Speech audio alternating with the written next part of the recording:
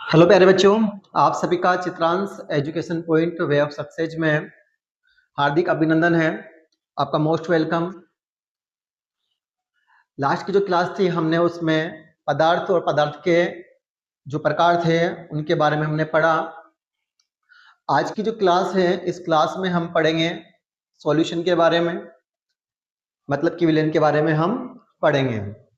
तो सबसे पहले हम पढ़ेंगे डेफिनेशंस, फिर उसके बाद में हम उसके एग्जांपल्स, फिर उसके बाद में हम उसकी प्रॉपर्टीज के बारे में पढ़ेंगे सॉल्यूशन। तो यहाँ पर आज जो हमारा जो क्लास रहेगी इसमें हम तीन टॉपिक हम कवर करेंगे। पहला डेफिनेशन, सेकंड एग्जांपल और थर्ड इसकी प्रॉपर्टीज हम पढ़ेंगे। तो तीनों ही टॉपिक बहुत इंपॉर्टेंट है हमारे एग्जाम। अगर कोई बच्चा कॉम्पिटिटिव एग्जाम की तैयारी कर रहा है तो उसके लिए बहुत ज्यादा इंपॉर्टेंट है। सबसे ज्यादा इंपॉर्टेंट होते हैं कॉम्पिटिटिव एग्जाम में एग्जाम्पल। एग्जाम्पल से क्वेश्चंस पूछे जाएंगे और आप नहीं कर पाओगे। तो बढ़ते हैं हम सबसे पहले डेफिनेशन की तरफ। तो डेफिनेशन क्या है प्यारे बच्चों? A homogeneous mixture of two or more substance is called solution.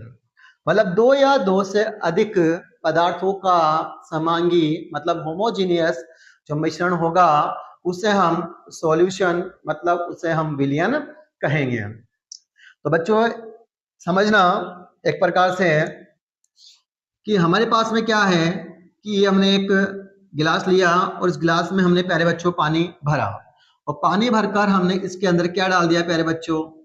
हमने इसके अंदर सोल्ट मतलब इसमें हमने नमक डाल दिया।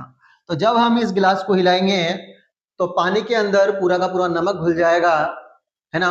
तो इन दोनों जो ये पदार्थ है इनको हम अलग अलग नहीं देख सकते हैं, है ना, इनको हम अलग नहीं देख पा रहे हैं। तो ये हमारा क्या होगा प्यारे बच्चों? हमारा ये सॉल्यूशन होगा।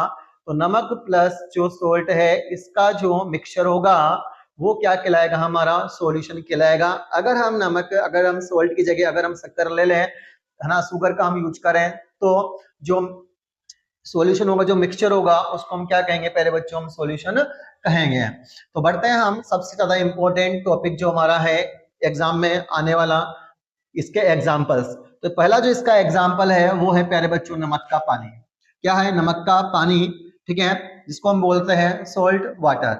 इसी प्रकार से चीनी का पानी, ठीक है, क्या है बच्चों? चीनी का पानी, तो मतलब कि शुगर वाटर, ठीक है। थर्ड है हमारे पास में कॉपर सल्फेट का घोल, मतलब कॉपर सल्फेट का विलयन हम इसे बोल सकते हैं।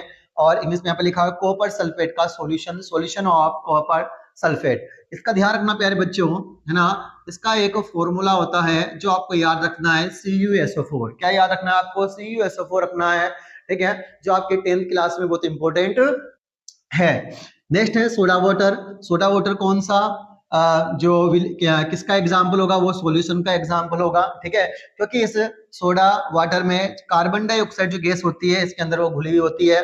उसके बाद हम बात कर रहे हैं पीतल मतलब ब्रास की हम बात करें तो ब्रास दो जो एलिमेंट्स होते हैं, मतलब जो दो धातुएं होती है उससे मिलकर बने हुए होता है, एक कॉपर और दूसरा जिंक से मिलकर बना हुआ होता है। ये भी आपको याद रखना है, ठीक है।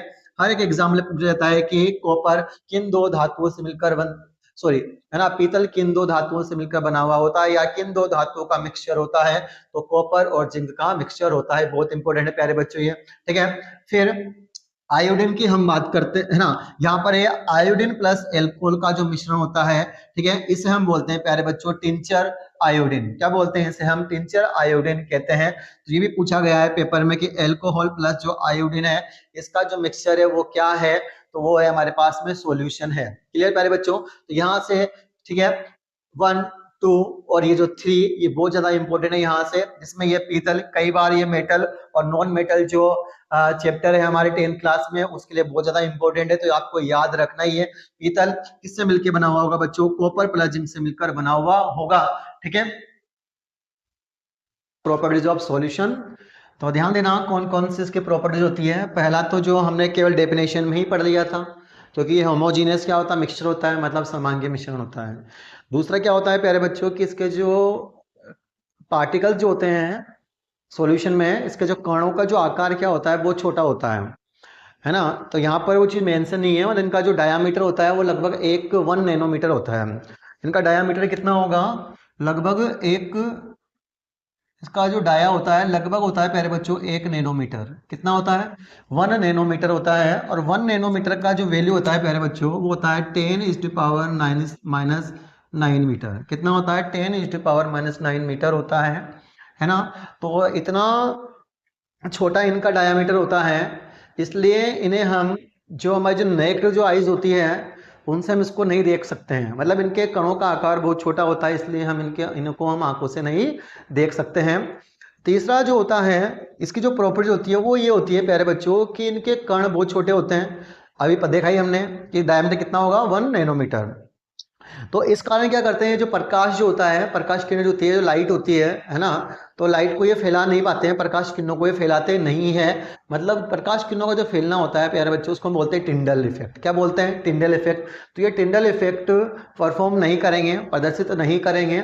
उसके बाद में लास्ट एंड फाइनल जो इसकी प्रॉपर्टीज होती है प्यारे बच्चों, इनको हम जो छानने की विधि के द्वारा इसको इनके कणों को हम अलग नहीं कर सकते। मतलब इनके जो कण होते हैं इनको हम अलग नहीं कर सकते, मतलब इनको हम फिल्टर नहीं कर सकते हैं। क्या नहीं कर सकते प्यारे बच्चों? इनको हम फिल्टर नहीं कर सकते हैं। तो चलते हैं हम वापस से हमारे टॉपिक की तरफ। तो विलयन की विशेषताएं, तो यह समांगी मिश्रण है। It is a homogeneous mixture. It is a homogeneous mixture है। इनके कणों को आंखों से नहीं देखा जा सकता है, मैंने आपको बता ही दिया है ना। It is particles can not be seen through necked eyes. इनका डायामीटर कितना होता है प्यारे बच्चों? है ना 1 नैनोमीटर। और 1 नैनोमीटर की जो वैल्यू होती है वो कितनी होती है? 10⁻⁻⁹ मीटर होती है।